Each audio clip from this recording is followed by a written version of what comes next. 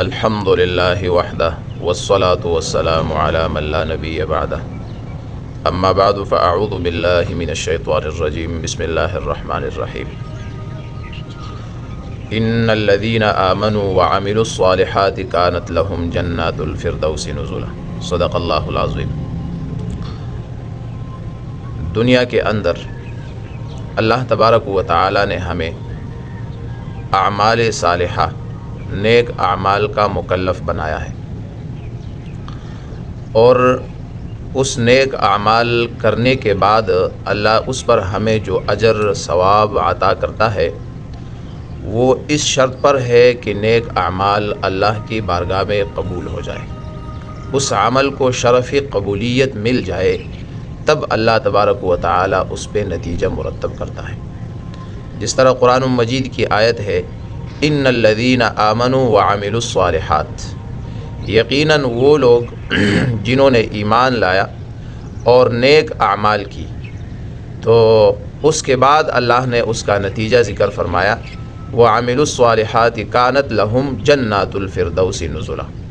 کہ جب ایمان کے بعد یہ نیک اعمال کرتے ہیں تو ان کے لیے جنت الفردوس ہے اور وہاں پہ ان کی مہمان نوازی ہوگی۔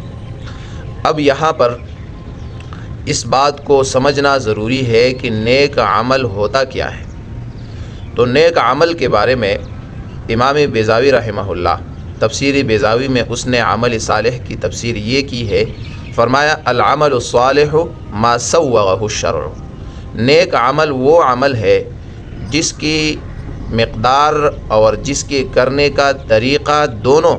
شریعت ہمیں بتائے اور شریعت اس کا انتخاب کرے، شریعت اس کی کیفیت کو بھی اور اس کی کمیت کو بھی بتائے۔ لہٰذا اس سے معلوم یہ ہوا کہ نیک عمل کے لیے دو شرائط ہیں۔ پہلا شرط یہ ہے کہ اس کی کمیت، مقدار، وہ شریعت کی طرف سے منتخب ہوگا۔ ہم اپنی طرف سے کسی بھی عمل کے بارے میں مقدار کو منتخب نہیں کر سکتے۔ مثلا صبح فجر کی نماز ہے تو 2 رکعت سنت ہے، پھر بعد میں 2 رکعت فرض ہے۔ اب یہ 2 رکعت سے زیادہ کرنا یا اس میں کمی کرنا، اس میں ہمارا اختیار نہیں ہے۔ شریعت نے جس طرح مقدار بیان کی ہے اسی کے مطابق ہم نے پڑھنا ہوگا۔ اور دوسرا شرط جو ہے وہ ہے کیفیت، یعنی جو بھی عمل نبی صلی اللہ علیہ وسلم نے کیا ہے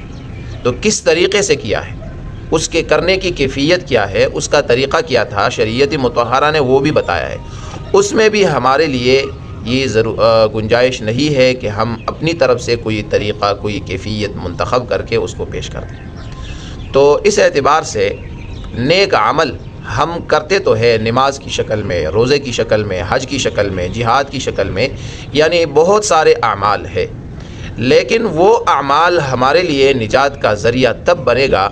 کہ یہ اعمال اللہ کے ہاں وہ قبول ہو جائے، اس کو شرف قبولیت حاصل ہو۔ تو اس وجہ سے اب جو شخص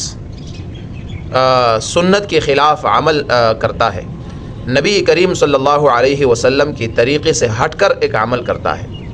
یا وہ اپنی طرف سے ایک عمل کو ایجاد کر کے اس کو دین سمجھتا ہے، اس کو ثواب کا ذریعہ سمجھ کر اس کو کرتا ہے، تو اصطلاح شریعت میں اس کو مبتدع کہا جاتا ہے۔ تو ظاہر سی بات ہے کہ جو بندہ بدعات کا مرتکب ہے، تو اس حوالے سے نبی کریم صلی اللہ علیہ وسلم کا یہ ارشاد ہے، نبی علیہ السلام نے فرمایا ان اللہ لا يقبل لصاحب بدعۃ صوما ولا صلاۃ ولا زکاۃ ولا حجا ولا عمرۃ ولا جہادا ولا صرفا ولا عدلا، کہ جو بندہ، جو شخص بھی بدعات کا مرتکب ہے،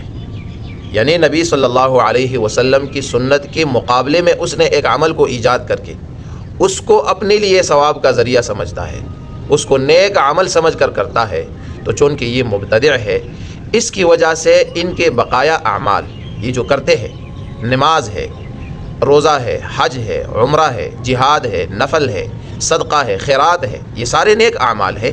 لیکن ان کے یہ جو نیک اعمال ہے یہ اس وجہ سے اللہ کی بارگاہ میں قبول نہیں ہے کہ یہ بندہ اور بدعات کا مرتکب ہے۔ اور یہ دین اسلام کے اندر مختلف قسم کی بدعات کا موجد ہے، ایجاد کر کے اس کو دین کی شکل میں پیش کرتا ہے۔ لہٰذا نبی صلی اللہ علیہ وسلم نے فرمایا کہ جب ایک ایسا شخص ہے اور وہ دین کے اندر نئے کام کو ایجاد کرتا ہے، لہٰذا ان کا کوئی نیک عمل قابل قبول نہیں ہے اللہ کی بارگاہ میں، اس کے لیے وہ نجات کا ذریعہ نہیں بنتا، اگرچہ وہ بیت اللہ شریف میں جا کر بھی نمازیں پڑھے، وہاں جا کر حج کرے، عمرہ کرے، وہاں جا کر طواف کرے، حجر اسود کو چھومے، صفا مروہ کے درمیان وہ دوڑ لگائے، جو بھی عمل کرتا ہے اللہ کے ہاں یہ عمل قابل قبول اس لیے نہیں ہے کہ یہ بدعات کا مرتکب ہے۔ لہٰذا اس بنیاد پہ پھر نبی علیہ السلام نے فرمایا وَيَخْرُجُ مِنَ الْإِسْلَامِ كَمَا يَخْرُجُ السَّهْمُ مِنَ الرَّمِيَّةِ، جو بندہ ایک دین میں نیا کام ایجاد کر کے اس کو دین کی شکل میں پیش کرتا ہے، یہ دین اسلام سے ایسا نکلتا ہے جس طرح تیر جو ہے وہ اپنی کمان سے نکلتا ہے، اسی طرح یا جس طرح بال کو آٹے سے نکالا جاتا ہے تو یہ بھی دین اسلام سے نکل جاتا ہے، وہ دین اسلام سے خارج ہوتا ہے۔ تو ضرورت اس بات کی ہے کہ ہم دنیا کے اندر جو بھی عمل کرتے ہیں تو